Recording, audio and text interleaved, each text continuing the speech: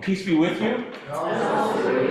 So good to have you all here. Also online, people from afar, people that are here. We are all here gathered together. I have a special message for you today.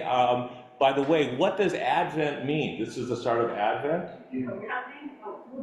Coming, arriving, the Advent, the coming. And so we are celebrating the coming of the new year, Christ. These are the 4 weeks of Advent, and Jesus, we celebrate that arrival, the anniversary of that arrival at Christmas. And we had a lovely and very Christmassy Bible lesson that Rachel read for us, right?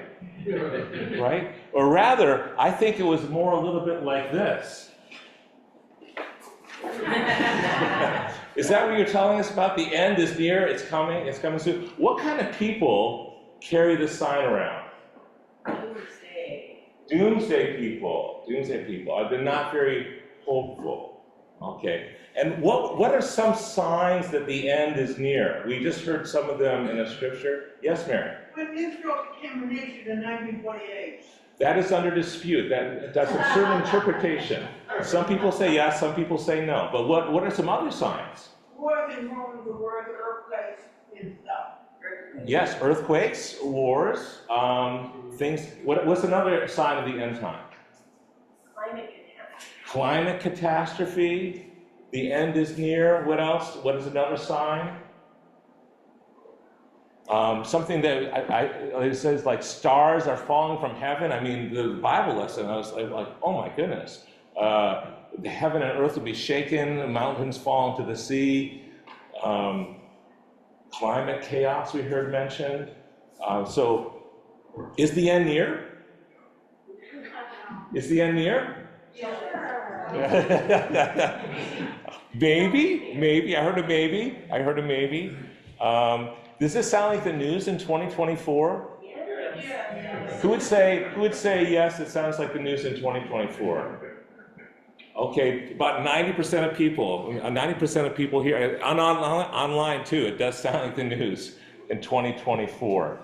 I mean, I was shocked. The first ICBM ever in war was fired, intercontinental ballistic missile, when it came down into Ukraine. That's the first, like Mach 11. It was, nothing can stop it. It was like the stars falling from heaven. First time it had ever been fired in war. Maybe, is the end near? Is the end near?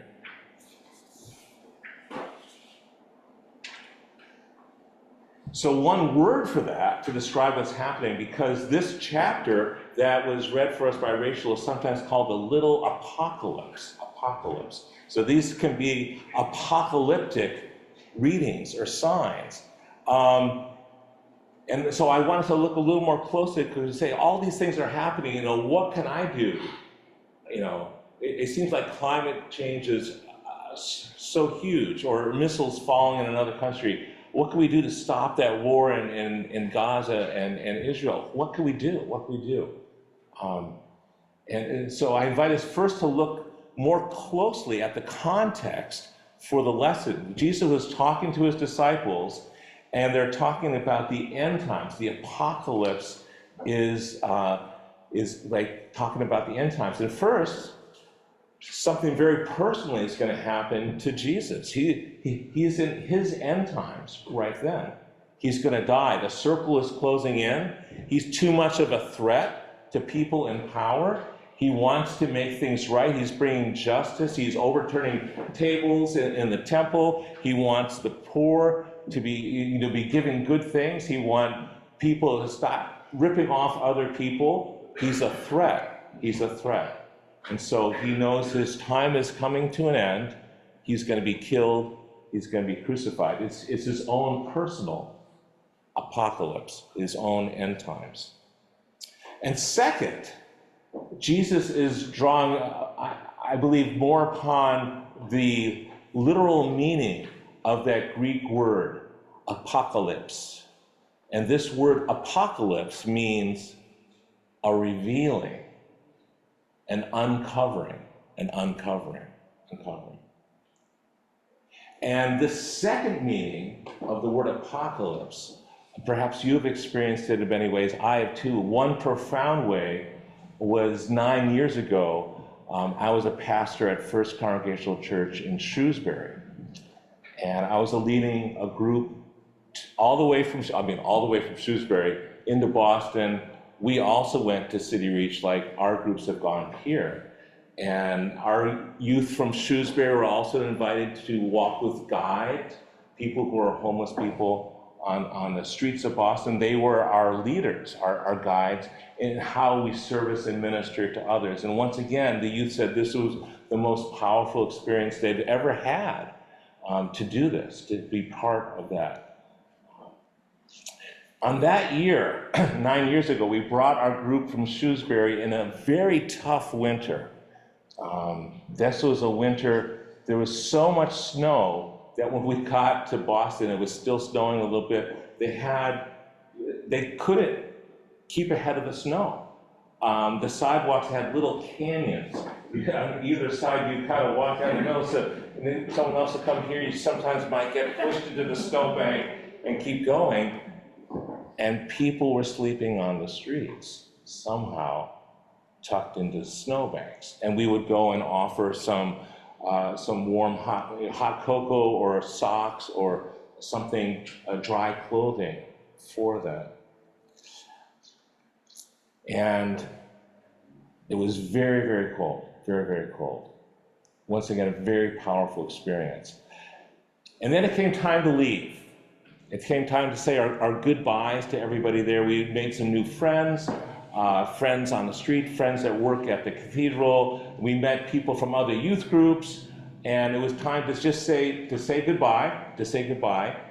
And we had about 33 teenagers, 4 adults, a number of adults from Shrewsbury. It was a nice sizable group. We were like a third of all the people that were there. And it came time to leave, and some of the youth this was their first time doing this. And very young teenagers, was like 12 or 13. There was one person in particular named Will. He couldn't find his coat. Now we had come down there to hand out coats. We had collected a lot of coats. And so the guides were looking for Will's coat. Will is a very small boy, very thin. All he had was a very thin t-shirt.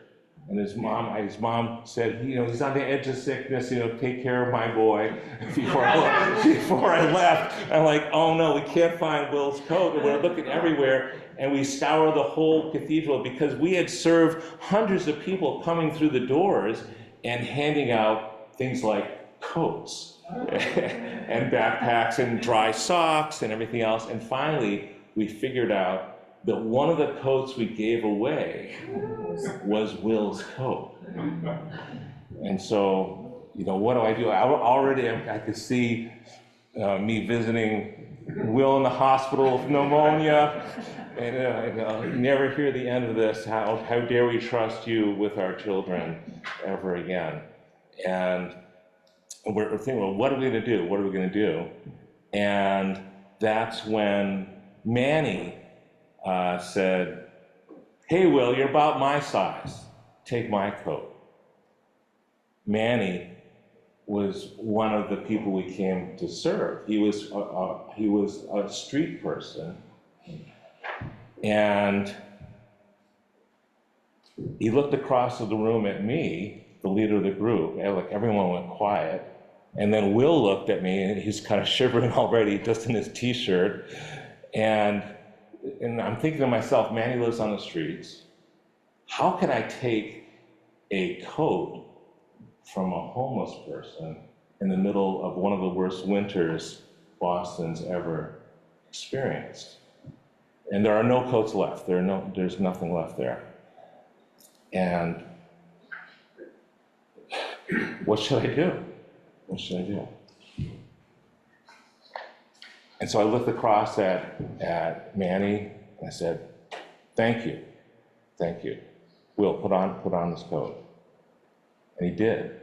And so now Manny's shivering, and we're leaving him there.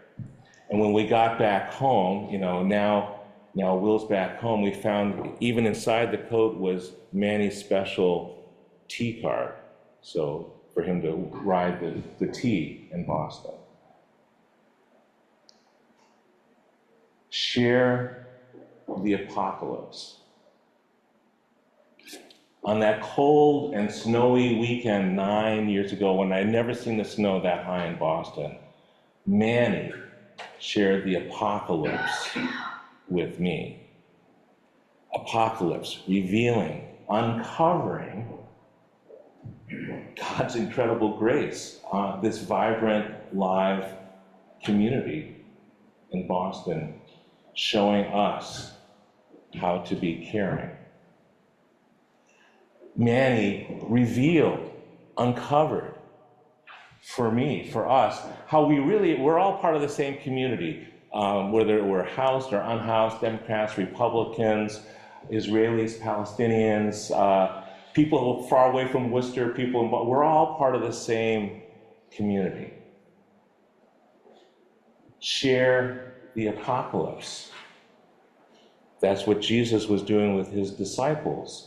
And God uncovering and revealing this reality at the core of our experience, that even the powers of death can't keep God's amazing grace, the power of the resurrection. Even despair and darkness will be defeated.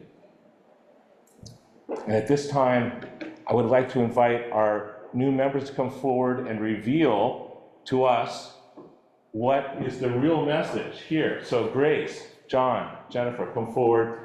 Our new members are going to join with us. They're saying, like, what is he doing now? Shock, shock, shock. Because it's time for us to, I'll stand right here, I'll have you uncover and reveal the message for us. The end is here. Could you hold this here? We're about to uncover what the real message is, to reveal it. Are we ready? Are we ready? When we think the end is near, when we think all things are going wrong,